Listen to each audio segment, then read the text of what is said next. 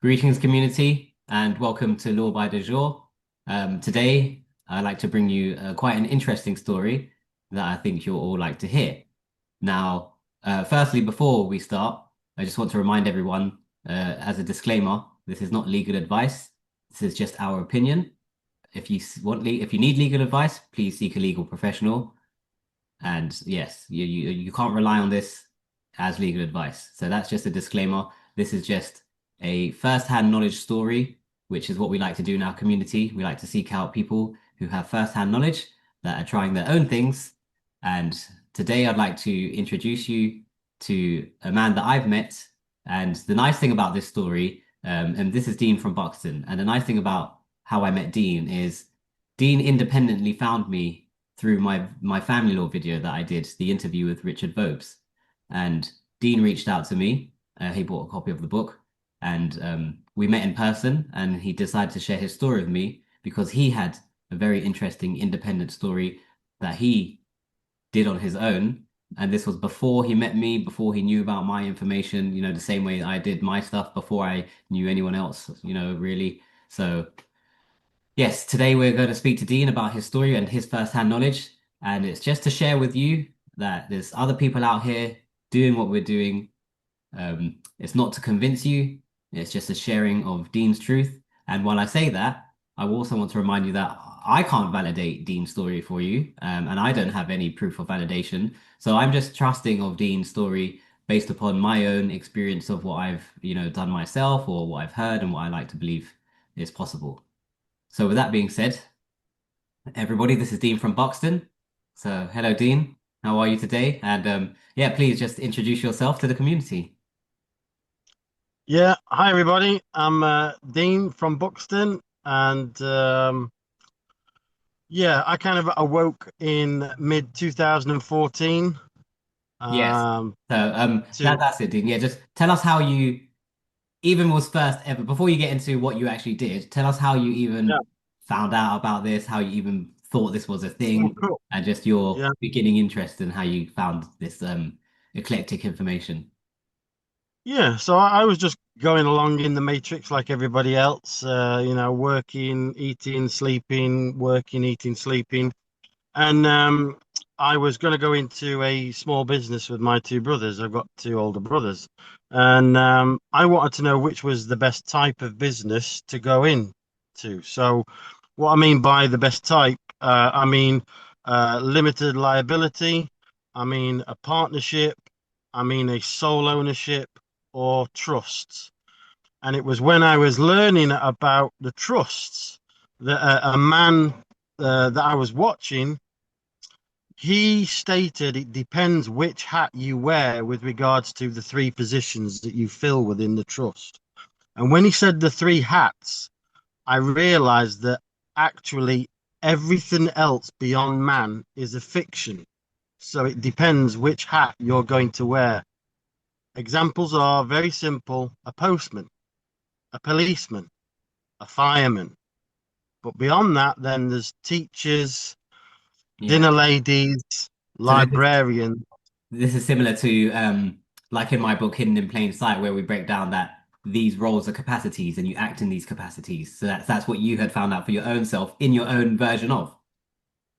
And Correct. when you said you was following, did you say you was following this information? What was it, a YouTube channel you were just following? Yeah, so I was listening to various bits of Yeah. information. So it was on YouTube, but I was Yeah. also reading stuff. So the very beginning of it was people like Robert Menard.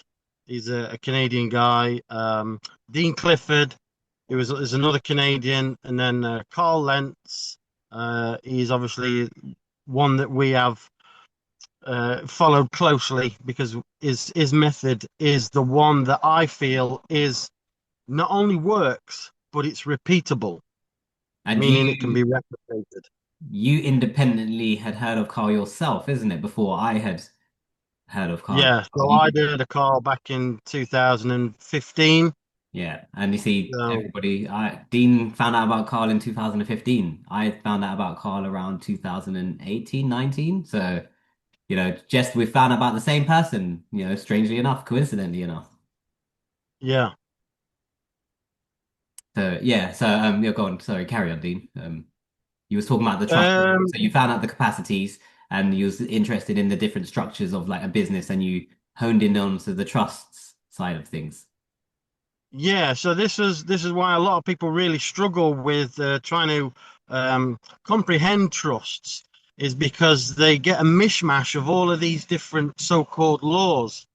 But you have to be able to comprehend that equity isn't law, Okay. only common law is law. Equity isn't even called law. It's not called trust law. It's only actually ever called equity. There's no law on the end of equity. Even though they So, do demonstrate as equity law, they say equity law. So you yes. say equity is a style that is used in law Mm, then, if you was to really just break it down. yes. It is a style. Yes. I feel there's two sides with equity, you see. So there is a side that the government uses to benefit them in equity, but there is also a private side of equity that we can use to benefit ourselves. And it's that difference between the two that people really struggle with. They think it's like all one, all encompassing. No, there's actually two sides to equity. One that benefits the government, but there's also one side that benefits us. So in my understanding, that would be the statutory side of equity, which governs performance to a contract or performance to a nature of where they can demonstrate you're bound, usually a contract or an agreement. But it's based Yes. upon performance, usually equity, that type of style. Whereas, even the same way I approach equity from the private capacity side is more on when it comes to property, it's he who creates, authors, maintains, that side of equity, which is the substance over form, Yes. as we might say. And that's what you mean? The substance over form side? Oh yeah, definitely. Yeah. For us, for it to benefit us. Yeah. Yeah. So, in regards to your understanding of the equitable side, in substance over form, a lot of people find it hard to comprehend what substance over form means. So, you've gone through your own dealings, let's say, with the realm where you've used this equitable position. Okay, so I haven't actually gone in there and used what would commonly be called equity. You Okay. see, my goal was to take any decision. If I was to be dragged into court, my goal was to take any decision that was going to be made out of the hands of that magistrate or that judge. So that was my goal, to And this do that, came take it out. this came from your understanding of where you started learning about the businesses and in the trusts and the different structures, and then you thought to yourself that you could position yourself in a different place or space? Is that Yeah, your conclusion? yeah. Because I was still of the mind frame that I couldn't trust any of these judges, right? So I couldn't trust any of these judges. So I had to take it out of their hands and put it in someone that I did trust.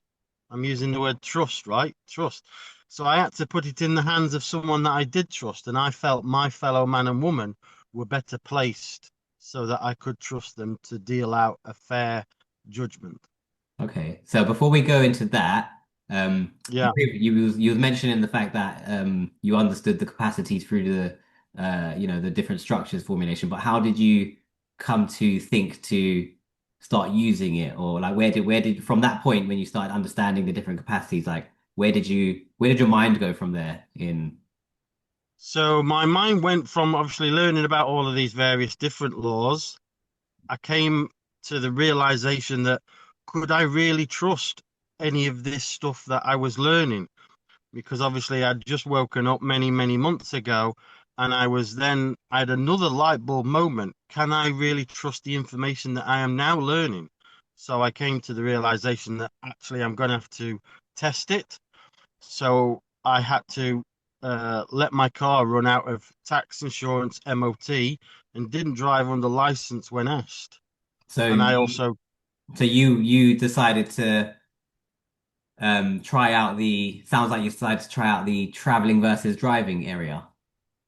correct. which is a nice area for us because we get lots of questions in the traveling versus driving. And I always say that you do have a right to travel, and I teach people that the whole capacity framework you're speaking of is a driver is a personality and it's a legal personality that's bound by the legislative conditions of, needing road tax insurance and X, Y, and Z, and therefore you got to pay for parking on the lines that they painted, and all of those rules apply to you.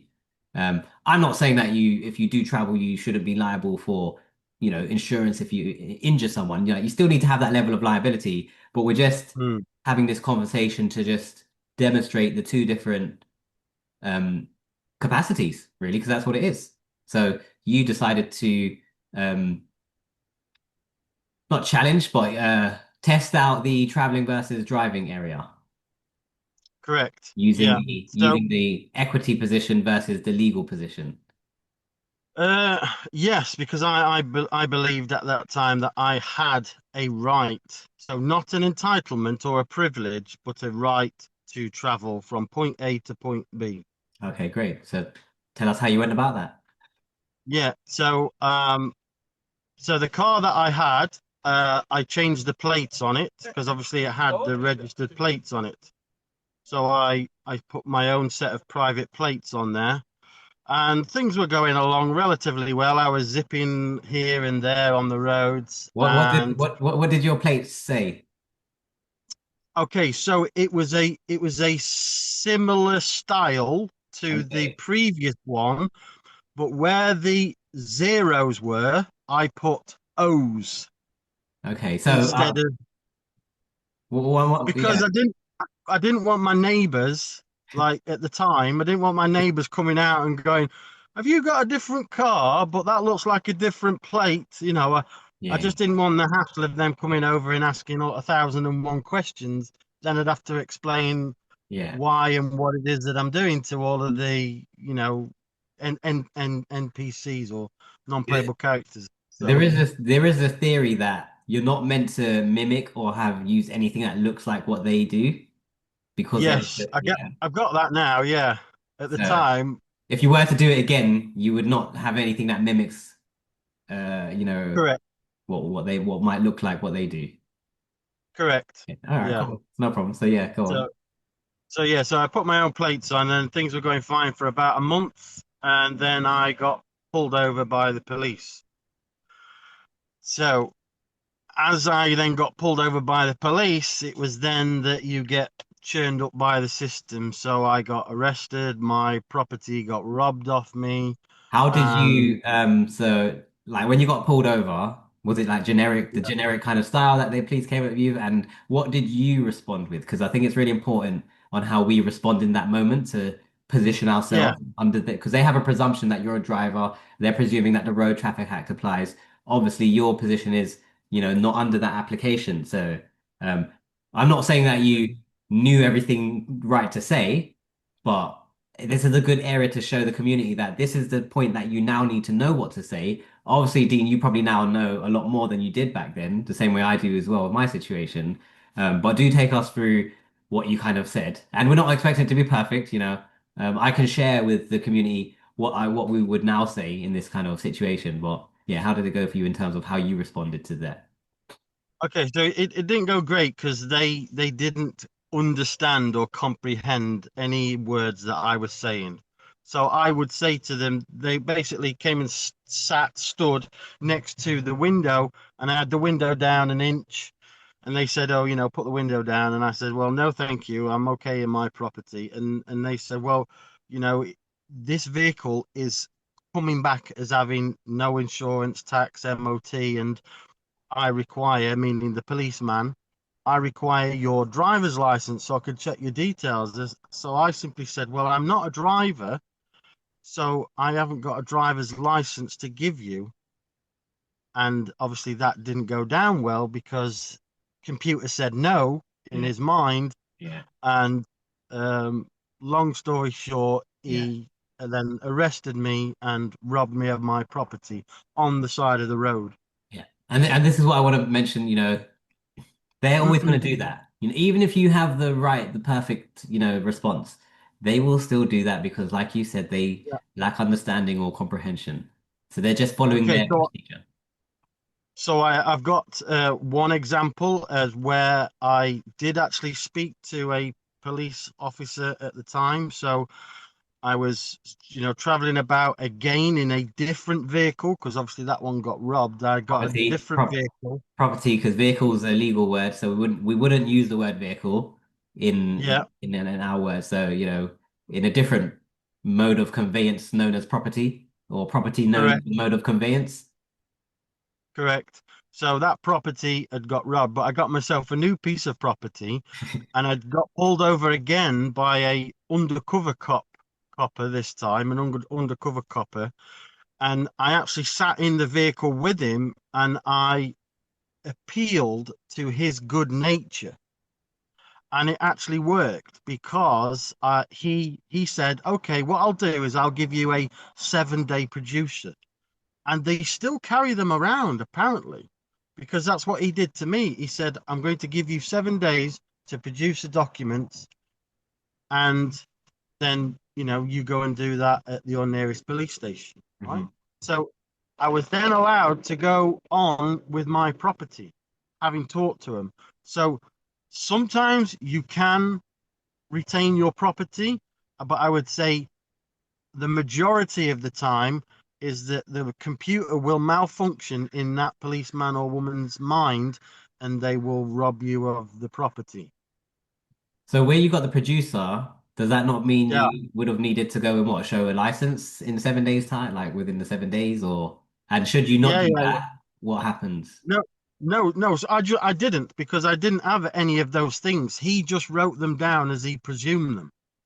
So Okay. I simply kept saying to him, "I don't, I wish for you to not rob me of my property on the side of the road." And he said, "Well, okay." Well, he says, "I've got various details here. I'm going to write these details down. I'm going to give it to you, and it's a 7-day producer, and you're going to have to go to the local police station, which was Buxton, But then, because." irrespective of what you said, does that producer not just mean that if you don't turn up in 7 days, they'll come and find you, or Well, they never did, but it was just simply a way for him to have done his duty, or the illusion that he's done his duty.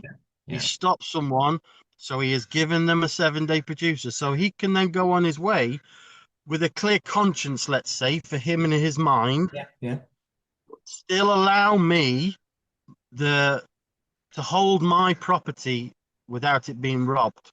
So I feel that was a fair yeah, judgment. Discretion. He used his yeah. discretion on that day. And everyone has discretion, and you can invoke the discretion of any individual. Yes. So, yeah. So, after that, tell us how that Okay. So transpired. we got to go back to being involved with that first incident. So I obviously stopped driving under license, tax, insurance, MOT. Right. So then I got pulled over a month later, and then I got arrested and robbed. So I didn't interact with the police when they, handcuffed me and took me um, to the jail, which was Derby at the time. They took me to Derby Police Headquarters and jailed me for So was that your several first? hours. Yeah, yeah, yeah. And so they tried multiple ways and multiple tactics to get me to consent to an interview, right? So they wanted to do an interview. I said, well, if I go in that room, I'm not going to tell you anything. I'm just going to, state I do not understand. And they said, well, what don't you understand? I said, I don't understand. They said, okay, well, what don't you understand? Anyway, they got a bit annoyed with that, so they got in a carer.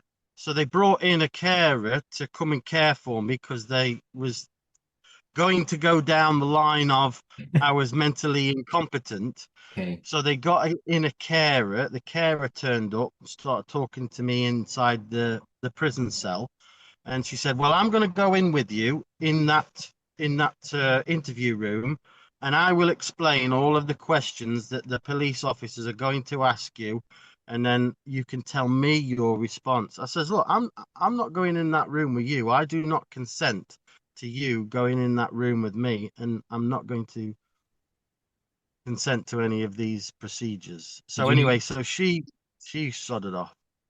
did you ever tell them your name and stuff? You know, like when you get taken there No, and you get nothing, your name. nothing. I don't talk to the police ever. So obviously, it's quite interesting that, we're quite familiar with the fact that sometimes if you just say you don't understand or stuff, they might try to claim that you lack capacity as one of their little game plays, Yeah, I guess, to try. I have a way to avoid that. So the way that I have avoided it in the past is to, if they try that card and they say, "Oh, we believe you are mentally uh Or you lack capacity. Yeah, yeah. yeah," and so I have said that I am simply exercising my right to remain silent in the form of I do not understand.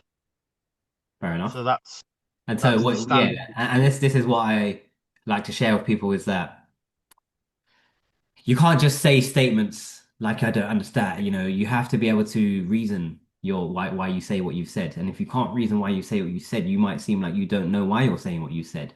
And then just in any form of communication, if that's the position, you're gonna seem like you're lacking some type of capacity. So my version is the same as yours, Dean. I just go really transparent. I've just got to, a way that I'll fully explain it so that you can't misinterpret what I said. And now it becomes, either you're willfully misinterpreting this, which is called, they like to call it willful ignorance, or you lack capacity. So your little reasoning was the explanation behind why you don't understand.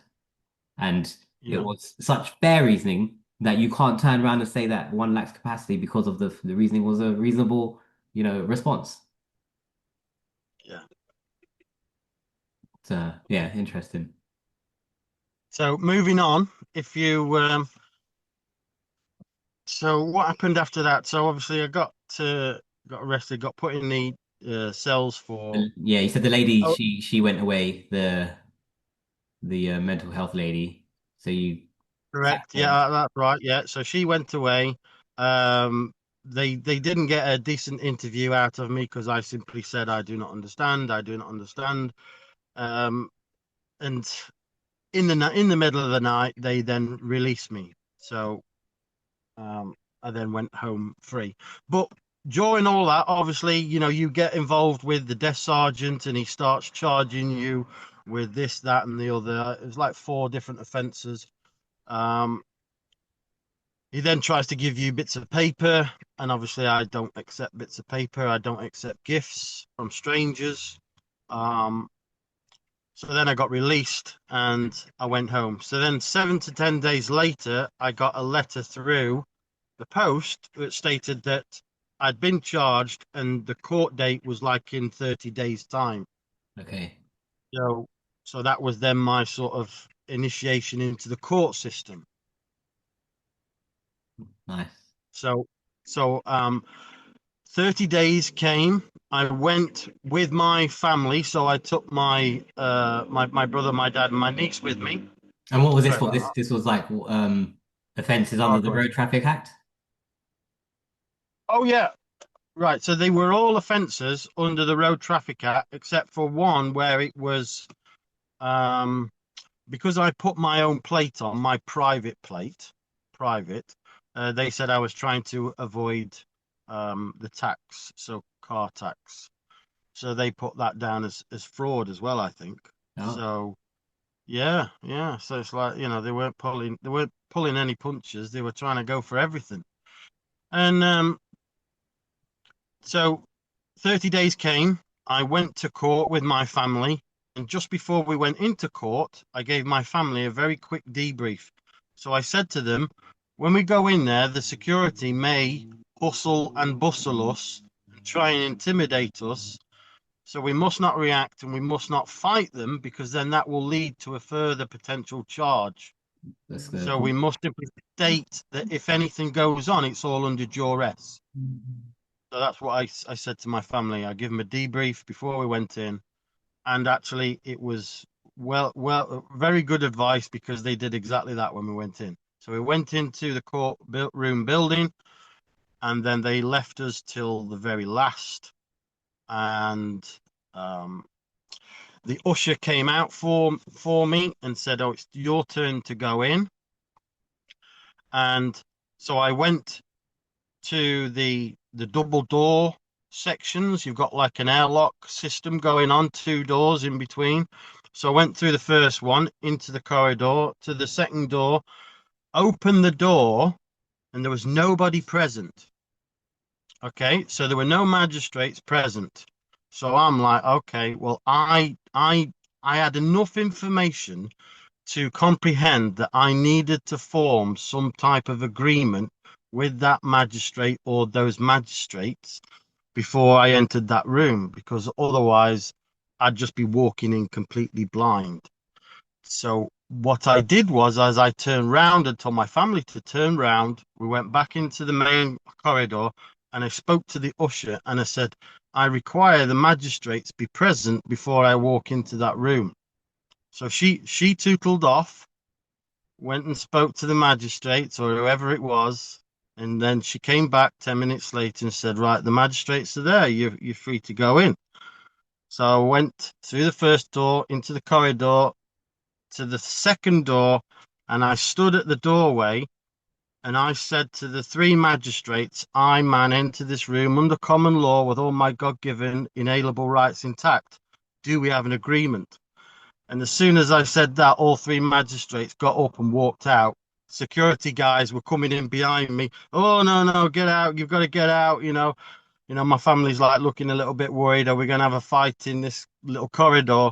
So I said to them calmly, I says, look, we will go outside. We won't cause the fight and we'll just wait to see what happens. So we waited in the hallway.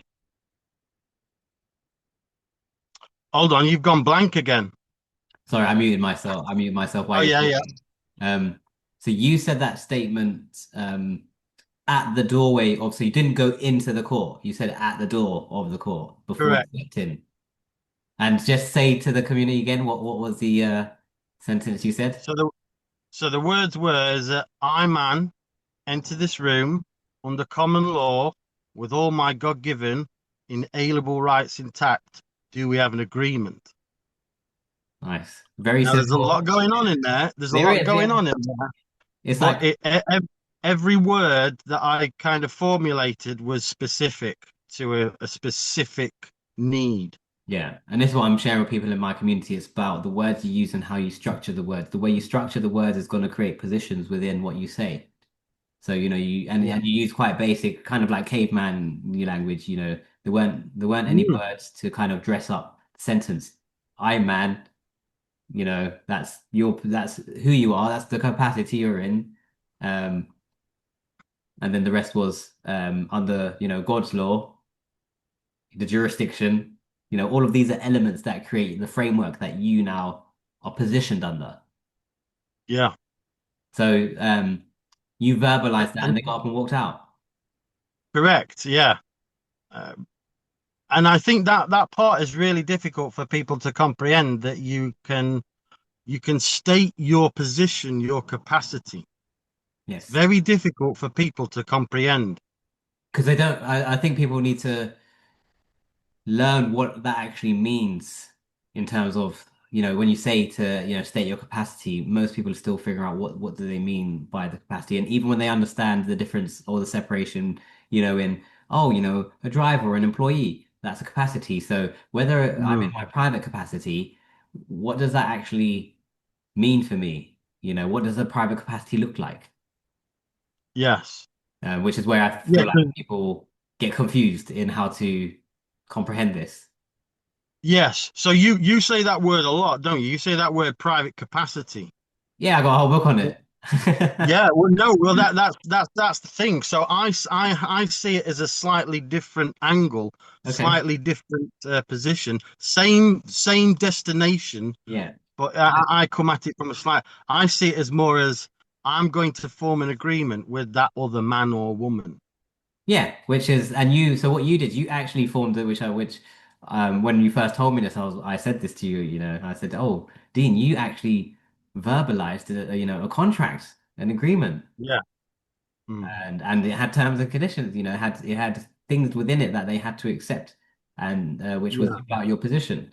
So you verbalized a contract because contracts don't have to be written, or they can be verbalized if it meets the conditions.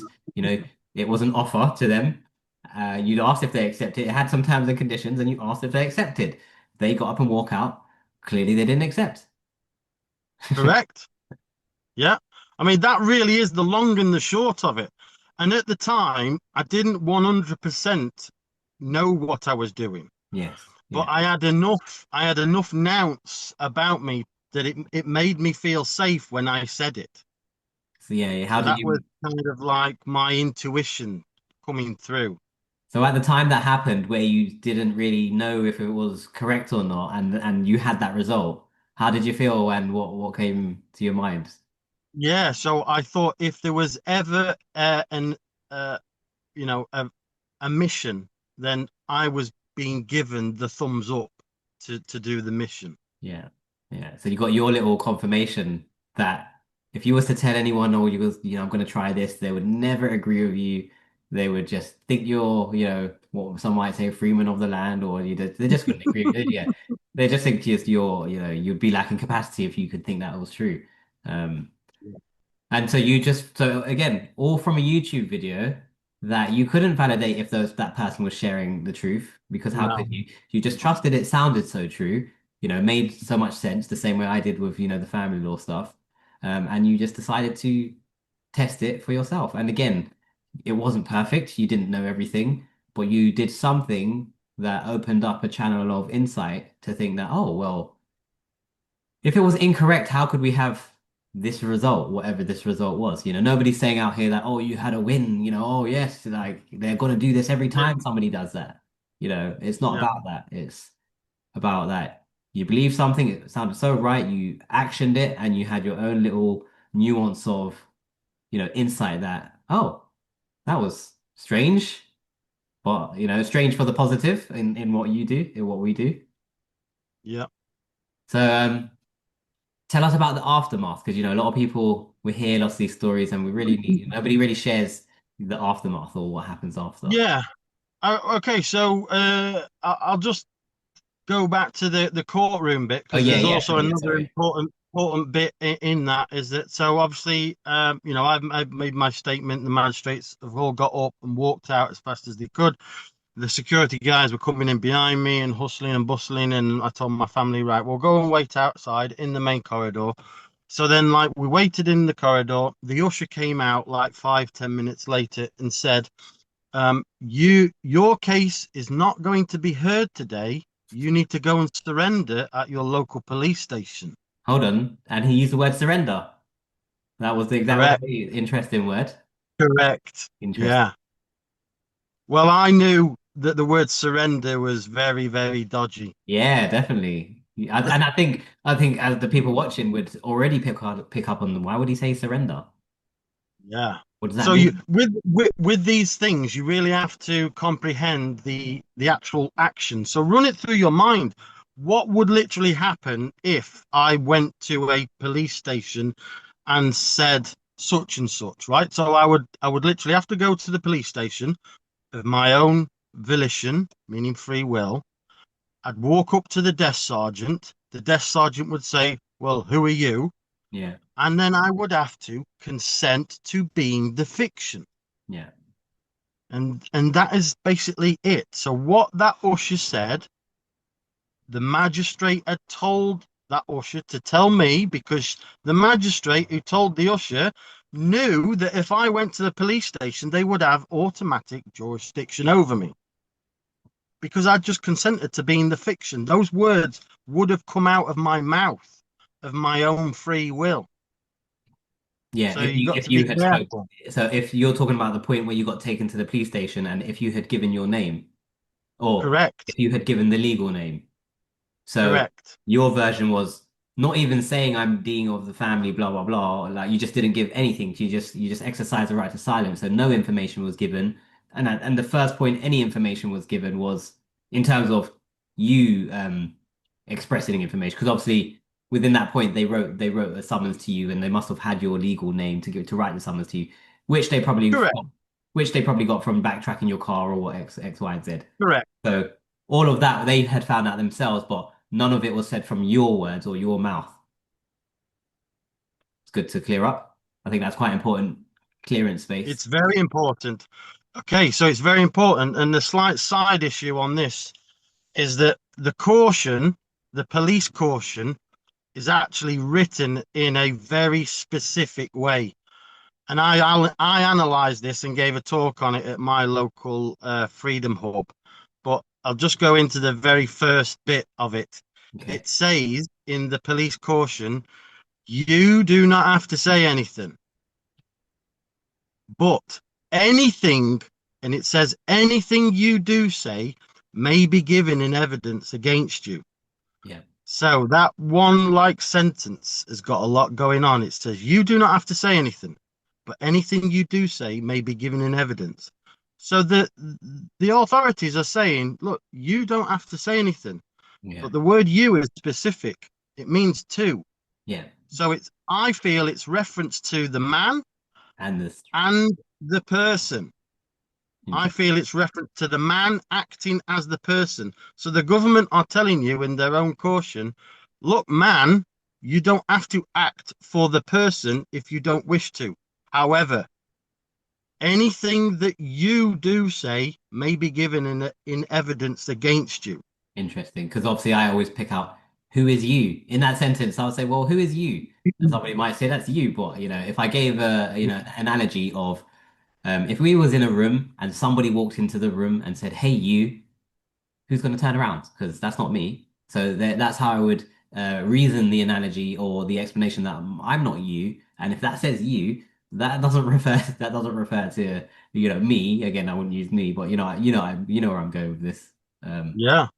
so yeah, it's good, interesting where we have to pick up on the words used. Yes, definitely. You have to be super clear and careful about the words. I mean, I've said it before, but I'll say it again because it might be new audience. There's four ways that you can consent. So four ways. So way number one is by your speech. Yeah, Way number two is by your silence. Way number three is by your action. And way number four is by your inaction. So anything that you do or say could be considered consent. So that's why you have to be super careful, not only about what you say or what you don't say, but your actions or inactions. yeah. Your actions in regards to kind of going along with what they're doing or what they're saying, or Your actions with regards to, let's imagine that you're in court and you've had this before, the judge expects you to stand when yeah, they enter. yeah, By your action, you have consented that they have authority. yeah. You're aware of that. So that's a good point. Four ways to remember anything that you do, say. It's Yeah. very, very tricky. And as if Very, causing controversy is one of them, is a way they bind you. yes. Yeah, definitely. Yeah, don't cause controversy. You can decline things because to decline something is not a refusal. It's simply saying today, uh, I'm okay, thank you, but tomorrow I might accept. Okay, So so quite important to decline. not quite important to not use the word refuse or directly refuse. Yeah. I think that's why they Decline. also didn't refuse. I think that's why they when I have said these words to them to form an agreement, they have never said no. Yeah, So I was in court like 10 times and they never said no. So yeah. that is one, yes, it's an important one. So how far do you want me to go into the story? Because we've got up to surrender, haven't we? And I Yeah, didn't so go. so they asked you to go surrender at the police station. Obviously I know where the story goes, so let's go ahead in terms of carrying on where you went to the police station and how that continued to where you was back in court again. So They asked you yeah, to surrender.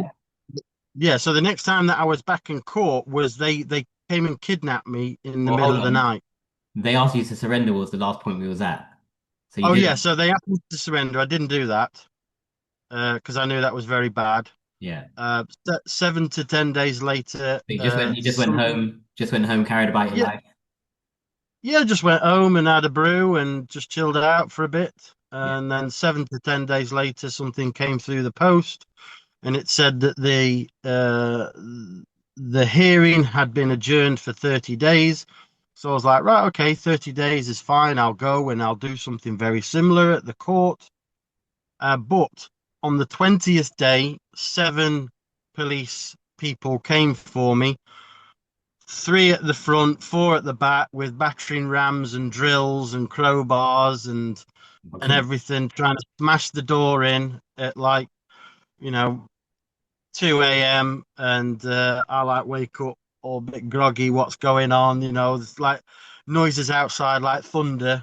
I realized what was going on. Remember, this was on the 20th day. Yeah. The letter stated that the case had been adjourned for 30 days. So they came for me 10 days early, which is a tactic sometimes that they use to try and break people. Mhm. So I got up, got dressed, went down, and walked out to the clowns outside. And I says, "Look, what are you guys doing? Just stop messing about. Let's all go. You've come for someone. I'm here." They said, "Who are you?" I said, "It doesn't matter. You've come for someone. Let's go." So I mean, they didn't even cuff me. We just walked around the corner to the police cars. There was like four or five of them, and then one of them took me back to Derby HQ police, and then they kept me over a few nights to produce me at the magistrates on the Monday morning. So hold on, just in between all of that. So when they came to your home, you didn't say to them, there's a hearing in 30 days and you've intercepted in 20 days. You didn't discuss that with them? I did in the car. So in the car when I was with the two people in the car, so there was a driver and then a passenger, and Because I was in the back. what I'm getting at is the fact that you didn't again mention your name. So Oh no, no, no. and at the same time, where you didn't mention your name, I'm trying to get at, did you converse about the hearing coming up, which might have attached you to a name or those types of little nuances? Um, No, no. Basically, they did say is that they said, well, you have missed your court hearing. And I said, well, no, I haven't. The last I heard, it was on such and such a date. okay, So I haven't had a chance to go. What they've done is they've changed it to try and mess my life up. yeah, But we'll see how it goes yeah. anyway. So they took me to Derby HQ again. And in the car, you said you were discussing the fact that it was 30 days. Yeah, so in the car I was just discussing that. Look, they sent a letter to someone stating that it was in 30 days the hearing, and I was going to go back, Mm, but they've changed it to 20 days. But all they get from their superior officers is somebody has not attended court, so go and arrest them. That's all that they get, and they're just gophers. yeah, So, I wasn't angry at them because I know they were, you know, yeah, not very well informed. yeah. They're just following what they're told, and it's all procedural stuff. So it's not actually Yeah. subject matter related. It's just procedure. Yes, yeah. And that's one thing that you really have to do.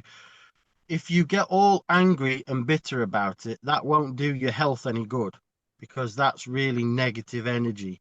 So kind of if you can, if they never beat me up or did anything really bad to me, it was just, you know, more of an inconvenience Yeah, yeah. rather than they never beat me up because obviously I'm quite big and fairly strong as well. But so I always saw it as oh, okay, so we're going through a life lesson here.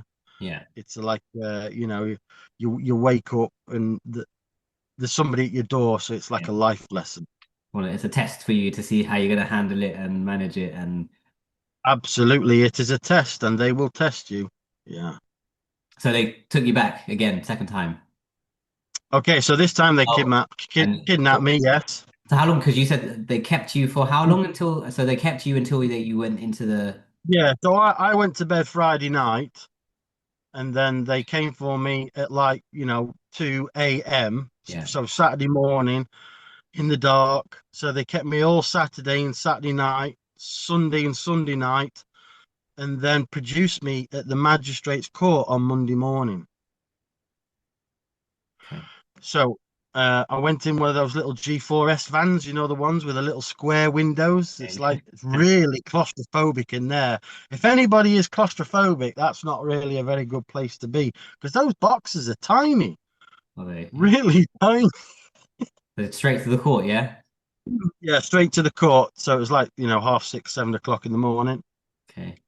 So then when I got to the magistrates in Derby, they left me till dinner time. Um, and then once dinner time came, the security guards came for me, put the cuffs back on me so that they could lead me up the stairs to the magistrate's room. Then when I got to the magistrate's room, the security guy opened the door and said, "Right, get in there." And then I stood at the doorway and looked and faced at the magistrate, and I So said, "I man, into the you came through the corridor, the normal corridor like usual, yeah? You didn't come no, from. no, no, no. There's always back entrances from the cells downstairs. There's back entrances, meaning stairs that lead up to the main rooms. So it wasn't stairs that lead straight into a dock. You didn't come from the cell straight into a dock. You came It to was well, it was both. So in the magistrates, there was no dock, as in like fixed glass box like there okay, is in the Crown Court. okay. In the Crown Court, there is like a fixed glass box that is like proper securityfied. Well, I've been into a But in the magistrates and seen one of those as well, to be fair. So okay, yeah, well, maybe they've got like different rooms for different sort of occasions. so I'm just trying to figure But the out one, when you was brought back up, like where was you brought yeah, to? so on that specific occasion, it wasn't a glass box; it was just a door into the room where the magistrate was. Okay.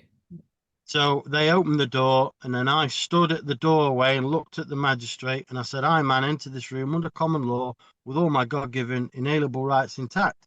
Do we have an agreement?" And he went, "Blah, blah, blah, blah, blah, blah. Take him down, lock him up." So I was like, right, okay. So the security guard led me back down the stairs, back into the cell down below. So they made me just sit and stew there for a couple of hours. They then come and got me again, security, took me back up the stairs to the same room, opened the door. I stood at the doorway and I said, "I man enter this room under common law with all my God-given inalienable rights intact. Do we have an agreement?" Yeah. The magistrates went, "Blah, blah, blah, blah. Take him Again. down, lock him up."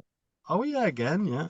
Security guy took me back down, put me in the cell, and then it got to like 5 o'clock, something like that, and then they took me back up for a third time, and the security guy said, "Right, get in there." Opened the door and said, "Get in there." He didn't push me or anything like that. Didn't force me in. He just said, Yeah. "Get in there." So I stood at the doorway and I said those words again. Yeah. And the magistrate went, "Just take him down, take him down." So anyway, they took me back down again. Then they made me wait for like half an hour, and then they released me. And then they released But you. on the yeah, and then they released me. On the release though, they Yeah. did try to give me an A4 piece of paper, an A4 envelope that was unmarked, and they tried to hand it over to me, and I said, "Who is that for?" And the security guard says, "Well, that's for you." Yeah. And I said, "Oh, well, thank you very much, but I'm not able to accept such a lovely gift." And I didn't accept it. And they released me and I walked off home I think it's very free. important about how for people to understand how you responded to what they was trying to give you. Yeah, Mm, because taking something is the acceptance. The taking of it is you accepting it. Even if you don't know what it is, you now accept it for what it is. And if you didn't want to do that, you should have said, hold on, let me just have a look at that first. You don't take things, or like you said, thank you for such a lovely gift, but I can't accept that in so many words. So, yeah, that's the kind of response, that I want to share with the community. This is how you seek to respond, but you've got to kind of understand the little mechanics of what's going on when people are doing these things. Yeah, There's great. always a reason behind it. That envelope didn't just appear in that security guard's hand for no Yeah, reason. yeah, It was that's an all odd thing to planned. happen. Yeah, yeah, it's an odd thing to happen. Yeah. So yeah, oh great, man. So so you politely not accepted, Fine, declined. Yeah, that's the word. Yeah, politely declined the lovely gift, correct. and they let you out. Yeah, they just released me. I was in their clutches. So I'd imagine been that. cuffed. Imagine that. Imagine that. You Imagine that. you just got released after being taken from your home at early hours of the morning and sitting through this, and held your ground and eventually was released. Because I was going to come to the point, surely they can only keep you for so long in these types of things because there's no proof of crime yet. Correct. Yeah, I think it's something like 48 hours that they're supposed to be able to keep you before they have to apply, to be able to extend the time frame. Interesting, interesting. So, Yeah. so you went home and carried on about Yeah, your so life. I just walked home, and obviously that was then the second time that I'd been to the magistrates. Yeah. So first time I went on my own. Second time they kidnapped me in the middle of the night. Well, it's the first time And you went now, with your family. You said you went with some so family. yeah, first time I went with my family uh, Second, voluntarily. Second second time second they time kidnapped you they kidnapped me in the middle of the night, and then and then obviously released you. and then they released me. So then I went back home. 7 to 10 days later, another letter stated that it had been adjourned for another 30 days. Oh, so it wasn't the end of it And then. no, no, no, that wasn't the Okay. end of it. No, no, there's a long process after this. And so it stated it had been adjourned for another 30 days. So I was like, right, okay. Um, I'll go and do something very similar because this seems to be relatively effective Yeah, yeah, because I have been within their clutches and they couldn't proceed for some reason, yeah, is what I was thinking. yeah, And I was thinking it was because I was very, very, very sharp with words that I was using and very tight yeah, with any words. I wasn't throwing words around. yeah, yeah. So I read that it said it was going to be adjourned for 30 days. Anyway, again on the 20th day, four police officers came for me again, not right in the middle of the night, but at about 8, 9 o'clock at night on a Saturday night. So they're knocking on the door, and I'm like, oh, so I get all my stuff ready to, But when they knock on your door leave. and they ask who you are, well, how do you respond? I Because simply said I didn't. how did they know they're taking the right person? What if you live with a brother or someone else and that Correct, person answers correct. the door? Right. So they probably would have got some type of picture by then, Yeah, picture of me from their own video footage and stuff. The police off. It would have been well organized. Those police officers wouldn't have yeah, just yeah, been on the beat and said, go around to his house and pick him up. They would have had a debrief. yeah. They would have had some type of imagery, a picture of me, and then they'd have, orders to go and do this, this, and this, and take me to this, and this place. So it's So it like would have they knock on been, your door and it's just like, come with us, mate. yeah, they're so like, they'd say a name. I'd be like, well, I do not understand. They said, yeah, you do. We're going to arrest you. And I'm like, well, this is all under duress. Yeah. So they kidnapped me again on Saturday night. And that's why Took it's me Sat. kidnapped. Let's explain. It's the reason why it's kidnapped because it's under duress in your eyes. In your eyes, you're innocent. Nothing's happened. So if someone's going to take you against your will without proof of anything, and it's going to be under duress. And in our world, in your world, that's kidnap. Yes, That's why you call it that. That's how I want to explain. You're not just saying the word kidnap. This is the explanation as to why it's framed as that in the way your perspective is. correct. Yeah.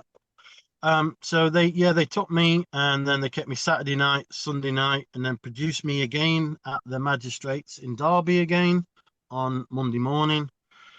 So I get to the magistrates. They wait again till dinner time. Security take me up from the cells, up What's the dinner? stairs, What's your dinner time? around 12 to 1. PM? 12, yeah, 12 p.m. till 1 p.m. Oh, okay, that's like afternoon. Yeah, dinner time. I'm from up north. I'm like dinner time. Dinner, because when you said it before, you said dinner time. I was thinking 5 p.m. and then you said 5 p.m. I was like, oh, so when was dinner time? Yeah, well, up north we have breakfast, dinner, and tea. Okay, Breakfast, dinner, and tea. okay. So dinner So, time is like, considered midday, 1 o'clock. correct. All right, Yeah. cool. All right, so Um, yeah, so the security guys take me from the cells down below, up the stairs, and then again to, I don't know if it was exactly the same room, but a room very similar. They then open the door for me to go into the room where the magistrate is, and I look at the magistrate and I say, I, man, enter this room under common law with all my God-given inalienable rights intact. Do we have an agreement? And the magistrate went, blah, blah, blah, blah, blah, blah, blah. Take him down, lock him up. So they oh, took me back down the stairs, back to the cell, made me wait another hour or two. Same again. They came for me 2 hours later, took me back up to the same room. Security guards going, get in there, go on, get in there. Didn't push me, didn't force me in, just saying, get in that room. I stood at the doorway and I said those words again. And the magistrate said, blah, blah, blah, take him down, lock him up, take him down. So I go back down. Anyway, I'm thinking, am I going to do this again for the third time? So I'm just, thoughts are going through my head. So they come for me again, same time, around 5 p.m. again. They take me from the cells up the stairs to the room. And as soon as I hit the doorway, the door was opened.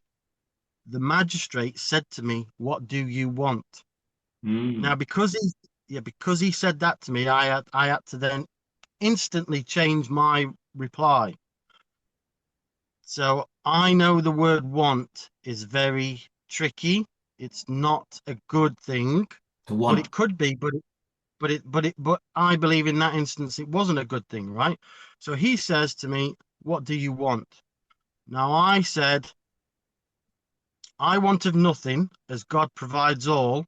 I require a trial by jury. And he came back immediately and said, you shall have your trial. And they Interesting. then took me back down into the cells for like half an hour, and then released me. Interesting. So I've got a thing. Had you asked or required the case to be dismissed, do you think that might have happened? Um, if I'd have worded it in a particular way, it could have been, yes. I think there was a 50-50 chance. Because your Yes. remit, because what you required was a continuation of this, just in I a, did. I did. you know what I mean? You was like, oh, let's I, continue. So, all I right. So did. of course he's going to be all right with that. All right, you want to continue? Maybe let's go. All right, whether it's trial Yes. by jury, and obviously he granted you the trial by jury. So Correct. my version is whenever I get asked what I want from a judge or anything like that, I'm requiring usually for the case to be dismissed at its minimum. If I don't Yeah. or if I haven't already formulated a remedy that I've thought of, the requirement is for the case to be dismissed at default, in terms of Yeah. standard requirement. Yeah. I didn't have that full knowledge at that time Yeah, because yeah, it no, was still so very yeah. early days. So you asked for the trial by jury, and then he said you'll get your trial by jury. So again, when he asked you that, you didn't step into the room, you're still at the door. Correct. Interesting. Yeah. Yeah. Yeah. Okay, so shall we fast forward to your trial by jury? Okay. Yeah. So that was three times in the magistrates. And then what it took for me to get 12 jury members present were six more times going to the Crown Court and there being no jury present. So after the judge said that you'll get your trial by jury, you have obviously got another summons for another hearing, and it wasn't a magistrate's one now, it was Crown Court. Crown Court. So your first time in Crown Court, there was no jury, but did you Correct. stand? So how did you stand at the front again and say what you said? Okay, so yeah, so that's important because that's quite a key element. So I get my summons to go to Crown Court. Um, I then obviously wait for that date to come around, and then I go to Crown Court, right? And once I am then at the court, Crown Court, I then ask the usher, "Is there a jury present for my case?" Yeah. So the usher went away. They then came back and said, "No, there's no jury present for your case. So I'm thinking like, hold on a minute. They're going to try somehow to gain jurisdiction and deal with it without a jury, Yeah. okay, through my own consent, right? In whatever way that would be. So what I did was I obviously waited. They left me till towards the end of the day, which is what they do mostly. And then the usher came and said, right, it's your turn to go in. So I went, same again. They've got like that double door lock system going on. So they got a first door, a corridor, and then a second door. So I went through the first into the corridor and stood at the second door with the door open. And I then looked up at the single judge this time. I looked up at them and I said, I, man, enter this room under common law with all my God given inalienable rights intact. Do we have an agreement? And he said, come forward. Hmm. So I'm like, okay. So that's a yes. Is it? That's yes. Oh, absolutely, yes. Because remember, anything other than a no is yes. Yeah, true. True. It's always presumed the positive Yeah, rather yeah. than the Kind of no, like the negative. the same. It's like how the acceptance by conduct, just in the reverse form now on them. Correct. So when he said, come forward, I said, I enter under our agreement. So I then walk into the room and I stand in a position where I can hear everything that's going on and I can be heard speaking. Um, I'm in there, I'm stood in the room, and then the main judge, the judge, the single judge, he says to me, oh, would you like to take a seat? And I said, I know what he's trying there. He's Hmm. offering Yeah. for me to consent to his terms and conditions. And these are real things. Yeah. So don't be under the illusion that just because he says the words, would you like to take a seat? Don't treat that as completely innocent. Hmm. It is not. It doesn't really It mean is would you him, like to take a seat? it is him or her, whatever. It is him trying to offer you something. Yeah. And if you accept that offer, then you are doing it under terms and conditions that are more favorable to him. Because he hasn't stated what the terms and conditions are on you taking that seat. Yeah, exactly. Yeah, true. He simply said, would you like to? But he didn't tell you that the taking a seat comes with all of this. Exactly. Yeah. So what I simply stated, I wish to stand where I am. And so he didn't like that reply. So he said, take a seat more Mm-mm. sternly, Mm-mm. right? With a louder voice, more sternly. So I simply said, I wish to stand where I am. Anyway, he got up out of his chair and pointed at me, bellowed, take a seat, like that at me. And I said, I wish to stand where I am. He then sat back down ever so calmly and quietly and carried on talking to the prosecutor as though nothing had happened 3 times. Yeah, interesting. You know the 3 times rule. Yeah, that three times rule. Yeah, interesting. So that was a test. And how did the rest of that go? Yeah, so what happened? Okay, so the rest of that went. So they carried on talking between them. So the judge and the prosecutor stating, "Oh well, we need a case management hearing, and we're going to adjourn for another day." And so the judge then turned to me and said, "Well, we're going to adjourn the case for such and such a date. Are you available for that date?" You've got to be super careful when you're Yeah, answering these that's another questions. offer. That's another offer. You cannot just say yes and you Yeah, cannot just say no. yeah. So my response to that was, I hear your words, but I do not understand. I hear your words, but I Mm. do not understand. Okay, so that was my response to him. He didn't like that. And anyway, he just carried on fumbling with his books. And he then said, okay, well, you are free to go. And then I said, I leave of my own volition. And then I walked out of the room.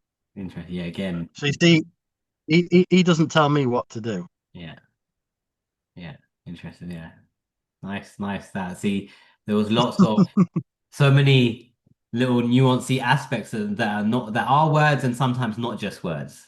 This was a great Yeah, demonstration, and you had a great comprehension at that time. Where you know a lot more now, but even at that time, you comprehended already a lot to stand your ground. So props to you for doing that. Um, yeah. so how did this ultimately transpire? Was that the end of it? No, so that was the first time that I went, and they've tried various tricks throughout How many times the did you go next. for this? Right, so I went six to the Crown Court, and there was no jury present. On the seventh occasion, there was a jury present. So you see, on each time you went, so the time we just explained the first time at the Crown Court, and were the other five Yeah. times, or were the other times that after, this the same thing that you did and the same experience, pretty much. Correct. So every time I entered that room where there was a judge, I stated those words and formed an agreement. And they said, "Come Now forward." there were various. Go on. They told you to step forward. Was it the same judge, different judge? No, no, different judges, different judges. Yeah, yeah. And they all had the So same method of approach. they all had the same method with come forward. Yeah, But then when I was in the room, there were other tricks like they yeah. would get up, they would get up, they would tell me that they're getting up, Okay. they would tell me that they're going to leave the room. I had one of them say to me, I'm now getting up and I'm now going to leave the room, and in a few minutes I will come back into the room. What do you think that is? Is that like another formulation? Oh, you're gonna listen and wait for me, and if you wait for me, then you No, well, I feel as though it's a reset. So what I mean by that is that it's a yeah, lot of that thing going on in the room is business-like. So if you imagine two people around the table and they're trying to buy property, one's selling, one's buying, right? And around the table, they are negotiating, literally sat round the table.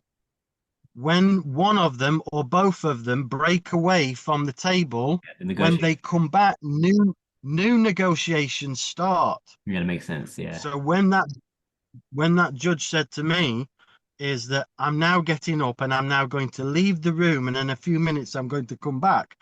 That was her way because she like looked right in my eyes when she said it. And it was like she was telling me, look, I'm gonna try and pull a fast one here. I hope you're up to this and know what that I'm gonna do. Well, same thing happened to Because me in the family court. Yeah, my judge got up and so walked out too, and okay. So yeah, the reason I'm pretty sure they're resetting the system. Now I have heard other explanations for this, yeah. but I have to go off my own tuition, and my own intuition has been fairly good. Yeah. And I feel that it is that they're resetting the system so that if you had an agreement in place prior, that's then extinguished. And when they come back into the room, a new agreement can be formed.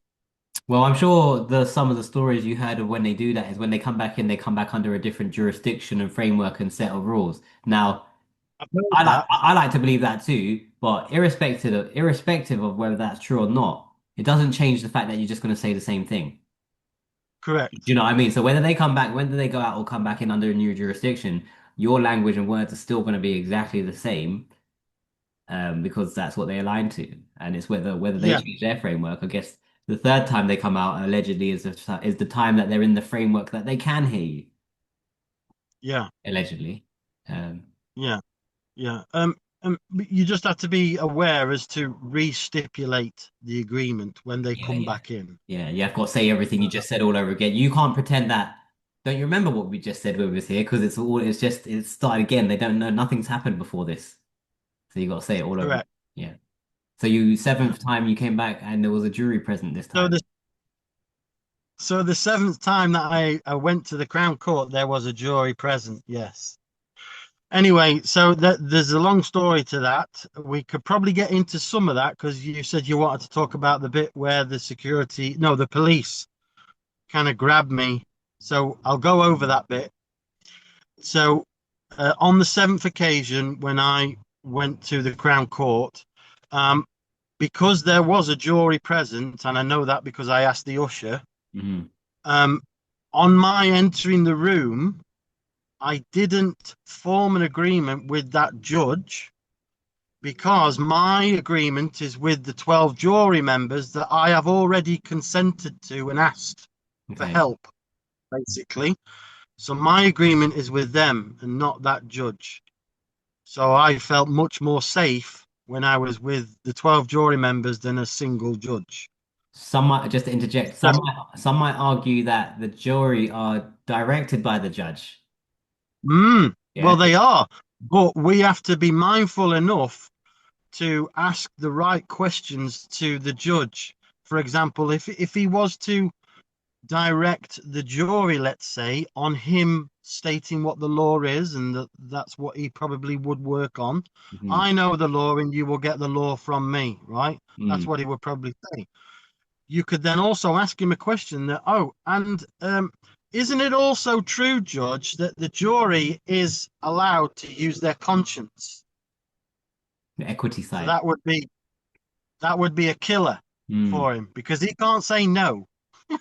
And this is what I'm getting like. So you have to, there's a saying that if you don't express your rights, you don't have any. And Correct. this is a great example of you expressing what you believe to be your rights, and the acceptance or recognition of certain things that have happened is, where we would seek the truth in the fact that if you do express them, you do have them, and there are the areas where they are recognizing them.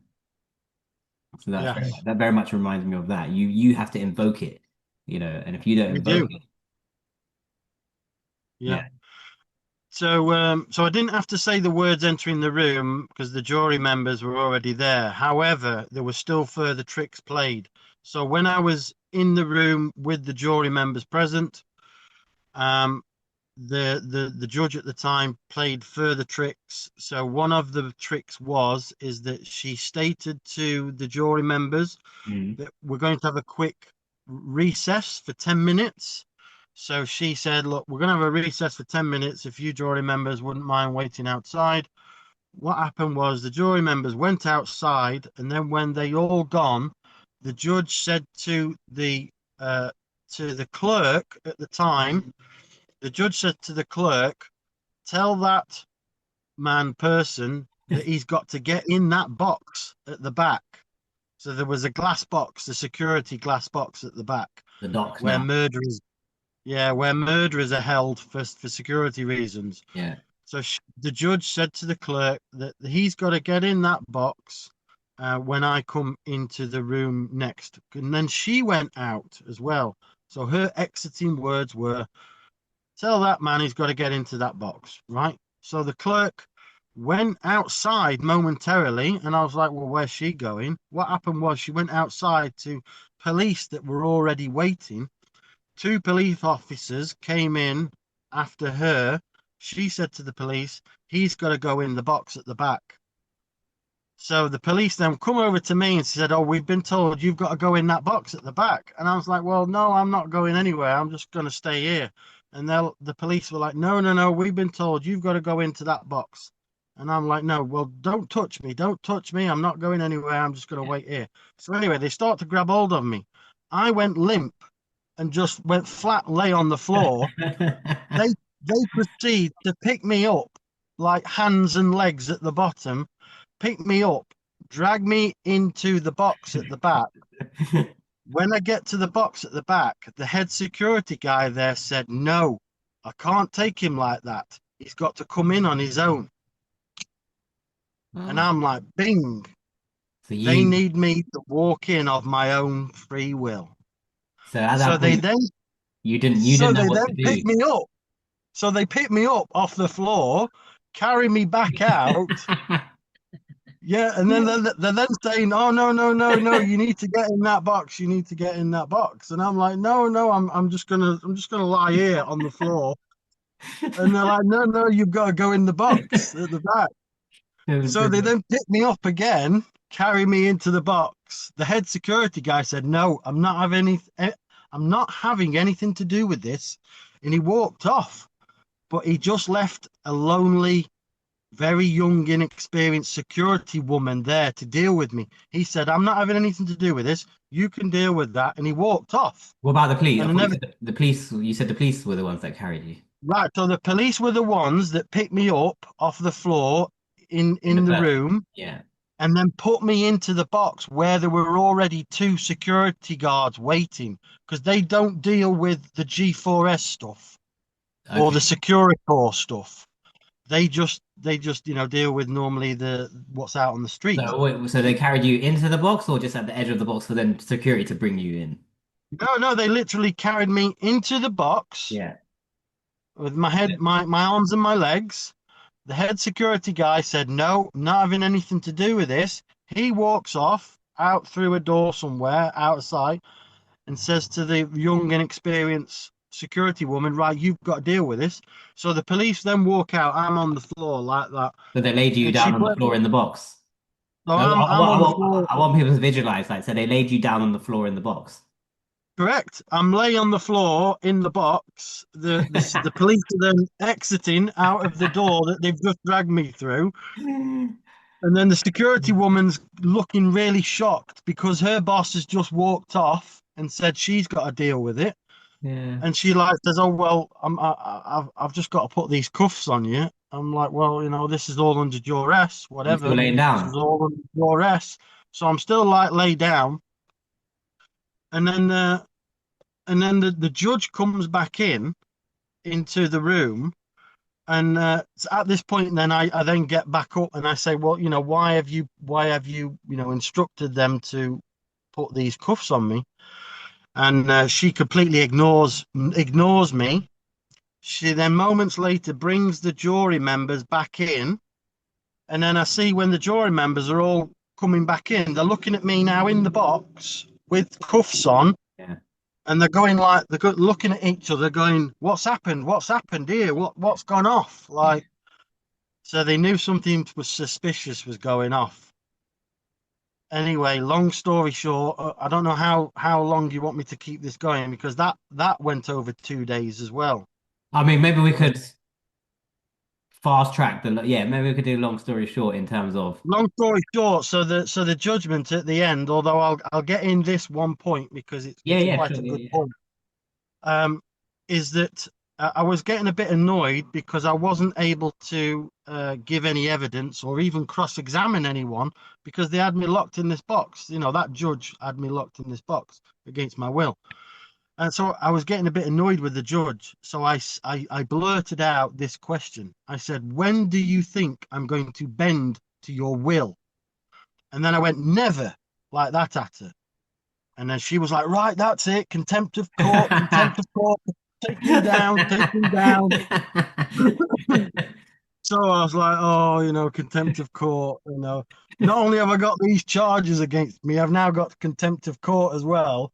So they took me downstairs into the cells. I'm there in the cells, waiting. And this is towards the end of the trial of the 2 day trial by jury. Um, is that I'm waiting in the cells and I'm thinking, right, I've got contempt here, potentially also on the cards, and that's a minimum. That can be a maximum of 6 months. So Hmm. I'm thinking, how do I avoid this? How do I avoid contempt? So I'm thinking, and then light bulb moment, it came to me. I know how to avoid it. So anyway, when they took me back up into the room where the jury members were, there were still 12 jury members there, and the judge. I She said, started her spiel again. And she said, right, and this contempt of court, that is going to be a separate issue. And I could tell she was going to hand out some type of sentence. So I interrupted her and I said, if I have offended anyone, then I apologize as it was not my intent. And with those words spoken, I saw her turn 180 degrees from going to convict me of contempt of court to stating, your apology is accepted. And that was dropped there and then. The contempt of court bit. The contempt of court was dropped there and then in that moment. Yeah. So she just So, admitted that she was taking her bad mood out on you in a way. yeah, yeah, Bit of child's play going on there.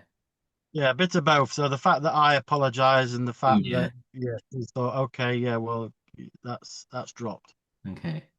But then still, I've got this trial by jury thing going on. And anyway, long story short, on that is that when the final verdict came out, only seven jury members came. So 12 went away to deliberate to get a verdict.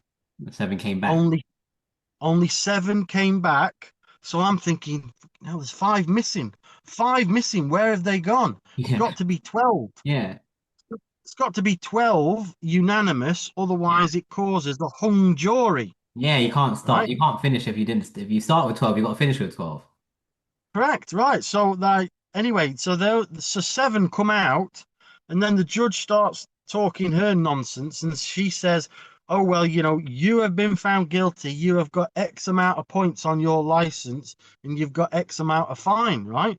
And I'm thinking, where are the other five jury members? What's this seven lark? Hmm. And so I'm thinking I need to respond to her very quickly, otherwise I'm just going to accept it. Yeah. Because if you don't respond and you accept something, Yeah. so she's talking her spiel, and then I say I do not understand, and then she looks at me and she says, "I think you do understand." And she gets up immediately and starts walking out the room like this was like fast at the end.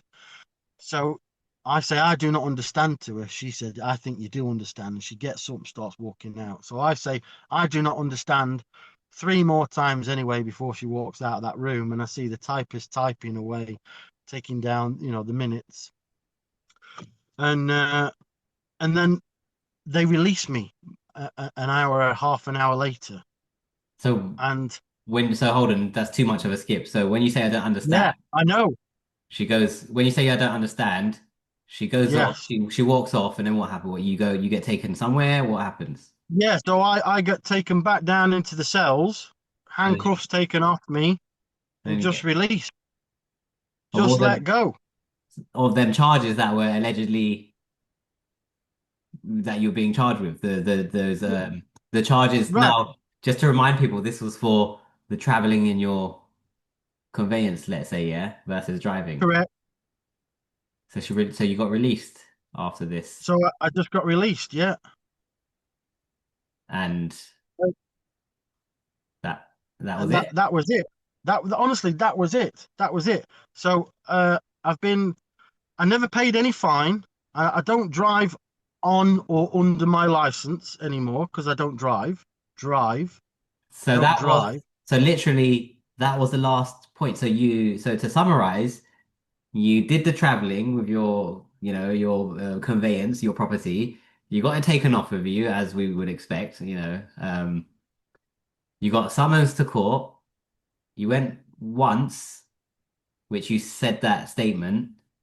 Then you got released, and then they adjourned it for 30 days, and then they came 20 days. The police came 20 days to intercept and took you in, kept you over the weekend straight into the magistrate's court. You did the same thing. You got released again, another 30 days. They came again, intercepted, same thing all over again. You dealt with that, and then it went to the Crown Court. Well, no, Yeah. on the last time of the magistrate, you required the trial by jury because the magistrate eventually asked, Correct. "What is it that you want?" You required the trial by jury. They accepted that. That now moved over to the Crown Court side of things. You went first time, no jury there. Did your same speech at the door, but you're saying the judge invited you in on this time. Correct. They said come forward. Yeah, and then you kind of explained the whole thing again, like explained your position again when he said come forward. I said I enter under our agreement. Okay, okay. And then, so you see those like seven times before there was a real jury. Yeah, Were six, they, six times, and then on the seventh there was one. Yeah. so those six times you was in the Crown Court, before the jury was actually there, where you entered and you entered under his acceptance of your position, was that like a quick in and out kind of thing? Were you there for long Yeah. on those days? 5, 10 minutes. 5, 10 minutes, and then he said what? Five, So, ten so minutes. how did they close that? So when you walked in, what kind of things went on for them to say what? We're going to adjourn It this for just another day. Oh, so he just said, okay. Oh, so he just said, oh, we're going to adjourn this for another day. And so the Crown Court kept getting adjourned until time number seven, we had the jury for which this back and forth went with the jury. Correct. And it was on the day of the jury that they tried to put you in the dock for which you just went limp and fell to the ground. Correct. So and it was in it was in the recess. So you was going through it, explaining your position, had a recess. In the recess they tried to do some little, try and get one over you, put you in the dock. That's where you fell limp to the floor. The police picked you up, carried you into the dock, put you on the floor of where the dock is, left you there. The main security guard didn't want to have anything to do with it, so put the junior security guard in charge. Judge Yeah. cut, Judge comes out now. You on the floor. You're on the floor, and then you decide to get up. So you decide to get up and then hash it out with the judge again. And then so where we go from there. So you get up, hash it out with the judge. Remind me from what happens from there. Then, if we Um, you get. I then caused contempt because I was getting a Oh bit yeah, annoyed yeah. because I wasn't Okay. allowed to cross-examine anyone or Yeah. give any evidence. Okay, so you get up when the judge comes back out, explain to her that you wasn't gonna bend to the will of the judge. Correct. The judge got angry at you, took her mood out on you by threatening you contempt of court. Back down you go, back up you come with now the charges of the traveling or driving without a license, and that stack of charges versus the contempt of court. Now you decided to politely apologize to the judge by saying it wasn't your intention. She dropped the charges of the contempt of court and then dismissed the case. No, so she dropped the charges and then carried on with the initial charges. Then, uh, 12 jury members were still in the room and they were told to go and deliberate Yeah, from the information that had been given. Basically, almost no information had been given yeah, because yeah. I hadn't given any information. I was obstructed and handcuffed and put in the cell. So they were told to go away and deliberate. 12, Seven came back. only only seven came back in the room. And remind the community of what the nuance was in that. Right. So when 12 went away, seven came back in. And they're obviously sat there, seven of them. Then the judge said, so a verdict has been reached. They say that you have been found guilty. You have got X amount of points on your license, X amount of fine, and that was it. I was then released. But with seven jury members, and right at the end, I stated I do not understand because I didn't want to accept Oh, so yeah, from there was. her. Okay, so they were summarizing the closing, or the jury said you're guilty to seven of them. So your only response to that was just, I don't understand. You said it three times Correct, before, and you just hammered correct. it. Okay. Because I wanted her to know that I don't accept her decision. Yeah, yeah, by saying you don't understand. Yeah, So correct. she got up to walk out. You said that three times, and what did she stop? No, no, she just carried on fast and walked out. Okay, she carried on. So now you're just in the court with the jury and the usher. Yeah, so the jury is like there on my right hand side. The usher's in front of me. Remember, I was still in the box in the Mm, handcuff. mm. So then security took me back down to the cells below, and then the cuffs were taken off, and I was released. And that was the end of that. That is the end that I have heard of it. Yes, and I've been arrested 5 times since then and released every time. And you followed the same script.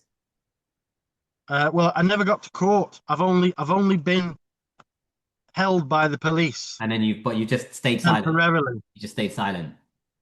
Yeah, so I would always exercise my right to remain silent when I'm involved with the police. You don't Yeah. explain to them this is property, this is not a car or a vehicle, or Uh, you explain that. it depends. It depends on the man or the woman that I'm engaging with. Because, like I mentioned to you before, I've been in contact with police and they are just robots. They'll Mm, just rob mm. you and arrest you.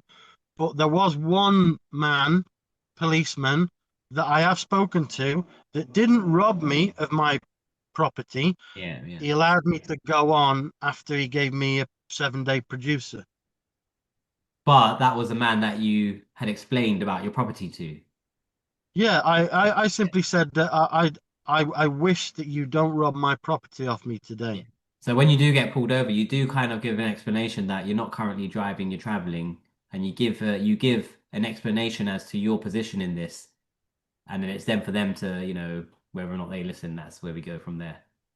Yeah, discretion. He used his discretion on that day, Yeah. but sometimes they don't use their discretion. No, but it's still you still would have to express your position in the matter, i.e., I'm traveling, not driving. I think you're um, misunderstanding that I'm not a driver and I'm not driving.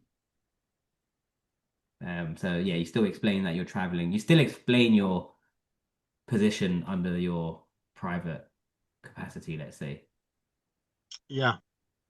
But Oh. just be aware that it might not be received in the way you think No, it might no. be Oh received. no. We expect it to not be received in the way we like, but it doesn't mean you don't say it. So what I'm trying to Correct. share with people is you still have to explain your position, like I'm traveling in my property, and you don't attach yourself to what they say. We expect 9 times out of 10 that they're not going to listen to you and they're still going to follow their procedure, take your stuff, But in your eyes, that's theft of private property. In their eyes, they are with what would they call it? Like withholding, your vehicle. To seize your goods. Oh yeah, see, yeah, seizure of goods, exactly, because it's all commerce, sales and goods, Yeah. that transaction type of behavior. Exactly, seize your goods. It's not goods, it's property. Correct. So you do have to, what I'm sharing with the community, you do have to understand that you have to know what your words and framing is, because your words are your framing, and their legal words are their framing. So this is where we're sharing with you. Hope you've picked up on the way Dean's spoke and some of the stuff he said and how he structured it. And this is what I really want to hone the importance on. So I guess in summary, Dean, you have for yourself, in your own truth, um, expressed your right to travel. And you've been through you've been through the, what's the right word? The ringer. Yeah, that's it, the ringer. Yeah, you've been through the ringer, that's it, yeah. Yeah. Wow, what a great story, man. What a great story. And how fantastic it is to hear that you did this all on your own. There was no side person you had to converse with. You literally um Mm. got your understanding from or your opening to this from the YouTube stuff. Again, you didn't have anything that anyone could have validated before you tried this, did you? You No. literally just had your own belief, your own understanding of the words create different structure in how you position yourself, and you just kind of obviously learned a little bit more along the way as you went through, 7 times, ultimately what, 7 at the Crown, 3 at the match, it's like 10 times back and forth to court. It, Yeah. 10 times in cells, like, being taken and, for an innocent man, an innocent man for which there has been no evidence or proof of any wrongdoing. Like, imagine that. Yeah. I would start seeing some compensation over that stuff. But this is where we learn, and this is where we, understand a little bit Yeah. more or comprehend more. Well, Yeah. wow, so what a fantastic story. Yeah. So the question would be, what would I do differently? Yes, I was So, going to ask that. Yeah, well, how would you okay. navigate? So the answer to that would be, well, you might wish to learn about that in our presentation or event that's going on the 24th of May. So Yeah, it's an online event, and you will learn what I have learnt yeah, and what I would now do in future interactions with police and or other agencies of the government, because it's not just police now these days. There are certain councils and such like that are also pressing charges on various people within society that Remind them what they. so the presentation, the online presentation is going to be on the 24th of May, 2026, and Dane will hopefully put a link to that ticket site where you can get your tickets to the online presentation. Yeah, so just to remind you, everyone, Dean and I, and we're doing a presentation on 24th of May. Dean's going to speak about how to get a trial by jury. And will go into a bit, of this story again, but he's going to really share with you how to get a trial by jury and, share what he went through. I'm going to share my version of how to communicate with a judge, from the starting point, when you walk in, not standing up, all of those little nuances. And obviously, where Dean has done this, Dean's going to jump in and share alongside how his version of communicating with a judge and aligns with my version of communicating with a judge, and together we'll hopefully like gel that together. Yeah, because uh, they are really the only two ways that you're going to settle a decision. So Yeah, if you're going to court, there's only two ways that you're going to get a decision done. So anybody and everybody that has any concerns about going to court, you're either going to go to court and be in front of a judge, or you're going to go to court and be in front of a jury. So why not attend this event and learn how to handle yourself in front of one of those two ways? yes. I will put a link in the description. Yeah, it's an online event. We did try to do it as a physical event, but it was a bit tricky um, finding a venue and finding, enough people to fill up the venue. So we've kind of had Yeah. to withdraw from that. But it doesn't mean in the future we would still like to do in-person meetings and um, seminars because physically being present before each other is the real way that we're gonna comprehend information a lot deeper. There's just something about physically being present and around each other. After these things, we can all converse with each other, do a bit of mingling. So we did try to have this as in a physical place, um, but that didn't work out. So we're doing an online event on the 24th of May. Yeah. And that will be just as good and just as effective for people to learn from. Yeah, well, there's three speakers, isn't it, Dean? Yeah. It's me, you, and Ed. Yes. And tell them what Ed's going to speak on.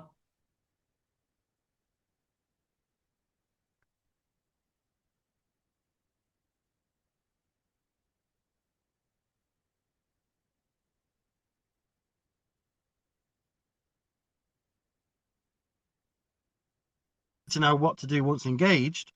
And then the third part is which completes, Sorry, you Dean, know, your connection went just when I asked you. You froze. all right. Is that better? Yeah. Yeah, you froze when I said it. As soon as I said what's Ed going to speak on, you froze. So just start that again. Okay. So the three areas that we're going to cover. So it's going to be how to get a trial by jury, what to do once engaged in the trial by jury, and then yours kind of wraps it all up with what to do once engaged with a judge only trial. Yes. Yeah. So it's going to cover all elements. Well, excellent chat. Thank you for that, Dean. And just everybody, again, this is not legal advice. We do not give legal advice. This is just Dean's first-hand experience that I wanted to bring Dean on to share this his experience with us because I thought it'd be quite interesting for everyone to hear it and to show that there are others out there, as well as Dean, there are more other people probably doing things. So this is a place where we like to bring our first-hand knowledge to share with the community. So you can see that, there's a few of us out here doing what we do. It's not just me, it's not just my community, there's other communities, other people, but lots of people got theories. Part of this community is we're really trying to introduce people with first-hand knowledge that have done, their own thing with it and bringing you their experience. So with that being said, thank you, Dean. Thank you for your time. Thank you for sharing that. Thank you. And thank you everybody for joining. Um, please keep a lookout for more interesting videos that we like to bring. And we'll speak to you soon. Take care.